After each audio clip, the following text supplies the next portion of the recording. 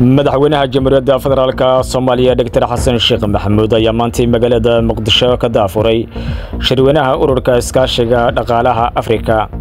shirkan oo laba maalmood socon doona ayaa waxaa ka soo qayb galay qaar ka mid ah wasiirada ka tirsan xukuumadda federaalka Soomaaliya, madaxda jaamacadaha iyo mas'uuliyiin iyo aqoon-yahano ka kala socday dawladaha qaybta ka ah ururweynaha East African Community oo Soomaaliya ay si toos ah ugu biirtay. shirkan ayaa la filayaa in gabagabadiisa laga soo saaro wartumurtiyada ay aad ugu farxi doonaan dhammaan ganacsatada Soomaaliyeed maadaama ay Soomaaliya qayb ka noqotay ururka East African Community, ayaguna ay ganacsigooda u iibgeey karaan wadamada qaybta ka ah ururweynahan East African Community. dhanka kale madaxweynaha jamhuuriyadda federaalka Soomaaliya Xasan Sheekh Maxamuud oo khudbad dheer ka jeediyay furitaanka shirkan ayaa carabka ku dhiftay in aysan Soomaaliya diidanayn in Itoobiya la isticmaasho qaar ka mid ah xeebaha Soomaaliya, hase ahaatee aysan ogolaan doonin in Itoobiya sida hadda ay wax ku doonayso aysan aqbali doonin,